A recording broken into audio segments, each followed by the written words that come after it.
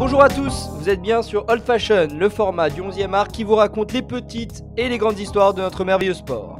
Aujourd'hui c'est moi, Bilal, qui vais vous conter les aventures d'un marginal, d'un game changer, d'un homme qui aura marqué l'histoire de son sport et plus particulièrement celle du football italien avant de conquérir l'Europe. J'ai nommé Arrigo Sacchi, aussi appelé le mage de Fusignano. Cette histoire débute dans le nord-est de l'Italie, en Émilie-Romagne. Arrigo Sacchi comprend assez vite qu'il n'a pas ce qu'il faut pour évoluer en tant que footballeur professionnel. Mais il est passionné et ne souhaite pas laisser le monde du football en paix. Il se décide alors à entraîner et doit débuter par le bas de l'échelle en travaillant en parallèle dans l'usine de chaussures de son père. Oui, vous ne rêvez pas, nous parlons bien d'un ancien vendeur de chaussures sans expérience footballistique décente qui finira par révolutionner son sport. D'ailleurs, cette absence de carrière de footballeur était loin d'être un complexe pour lui.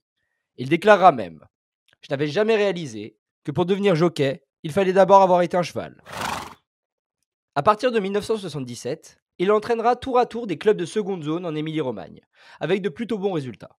Mais c'est en rejoignant le club de Parme que son histoire va changer. En 1986, il affronte le Milan AC en Coupe d'Italie. Il les affronte même 2 fois lors d'une confrontation en match aller-retour. Le bilan est le même à chaque fois, la victoire du petit pousset Parme. Cet exploit lui permet de taper dans l'œil d'un certain Silvio Berlusconi. Le président du Milan AC, qui vient de racheter le club 2 ans plus tôt, rêve d'une chose, faire de son Milan le plus grand club du monde. Il est persuadé que la vision novatrice d'Arrigo Sacchi leur permettra de passer à l'étape supérieure.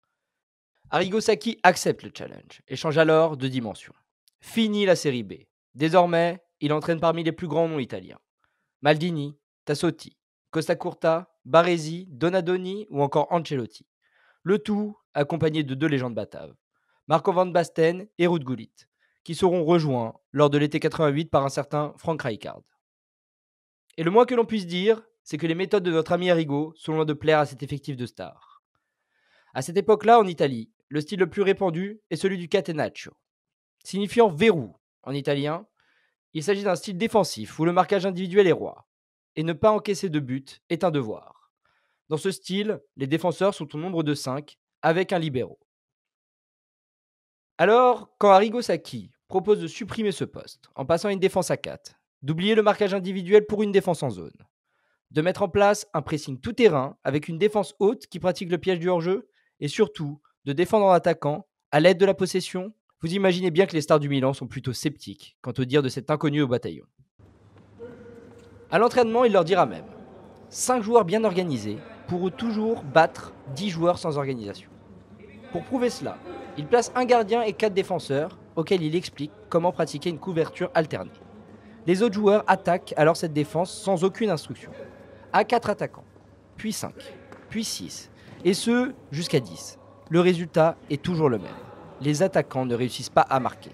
Les joueurs sont alors convaincus. Mais sa méthode nécessite également beaucoup de travail. Faisant passer les entraînements de 3 à 4 par semaine à 2 par jour, il existe même la perfection aux entraînements et fait répéter leur gamme sans ballon à ses joueurs continuellement. Et Paolo Maldini de dire « Il nous faisait répéter les mêmes choses tout le temps, surtout à nous les défenseurs. Tous les jours. Mais quand on se retrouve avec Baresi, Costa Curta et Tassotti, nous sommes encore capables de jouer comme à l'époque. Ce sont des choses qu'on n'oublie pas. C'était l'un des ingrédients de notre succès. » Avec Sacchi, l'individualisme laisse place à une unité, un bloc équipe, qui réalise une délicieuse chorégraphie synchronisée à merveille tous les week-ends. Et pourtant, les débuts de son Milan AC sont moyens. Une élimination d'entrée en Coupe d'Italie et une défaite au 2e tour de la Coupe UEFA face à l'Espagnol Barcelone commencent à laisser émerger quelques doutes. Il n'en faut pas plus pour que le président Silvio Berlusconi décide d'organiser une réunion avec l'équipe à la suite d'un match à Vérone. Il déclarera « Entre Sacchi et l'équipe, je choisis Sacchi ». Par la suite, le jeu léché de ce Milan AC finira par se mettre en place et leur permettra de rester invaincus lors de la suite de la saison qu'ils finiront devant le Napoli d'un certain Diego Armando Maradona. Dès leur première saison ensemble, ils sont donc champions d'Italie, et cela avec uniquement 14 buts encaissés. C'est la consécration pour Arrigo Sacchi et Silvio Berlusconi. Leur audace aura porté ses fruits. Mais leur ambition dévorante n'est pas encore totalement rassasiée. La saison 88-89 signifie également un retour du Milan AC en Coupe des clubs champions, et donc l'occasion de se tester face aux meilleures équipes européennes. Après un parcours plutôt maîtrisé, le Milan affronte en demi-finale le Real Madrid. Après un nul au match aller, le match retour est une démonstration. Le Milan AC étouffe les Madrilènes et leur inflige un 5-0 mémorable qui constitue l'un des matchs les plus aboutis de l'ère Sacchi. Les voilà en finale. Dans un Camp Nou, tout de rouge et noir vêtus, ils ne feront aucune bouchée du Steaua Bucarest et remportent 4-0 la Coupe des clubs champions.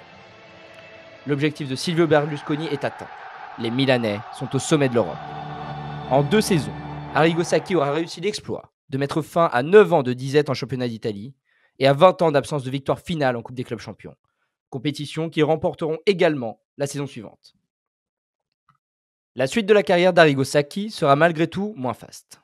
Au terme de sa 4e saison au Milan AC, il se décide à répondre aux sirènes de la sélection italienne. Une expérience mitigée, malgré une finale de Coupe du Monde 94 que les Italiens perdront face au Brésil au tir au but.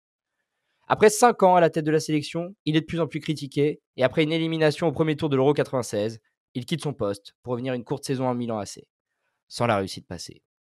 En proie au stress sur le banc de touche, il prendra la dure décision de ne plus entraîner, après un retour aux sources de 3 matchs à Parme en 2001.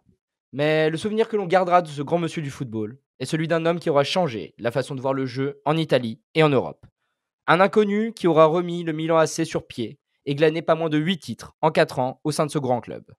Un entraîneur qui considérait que jouer bien devait toujours être un objectif et que le football était un sport qui se jouait avec la tête et dont les pieds n'étaient que les outils.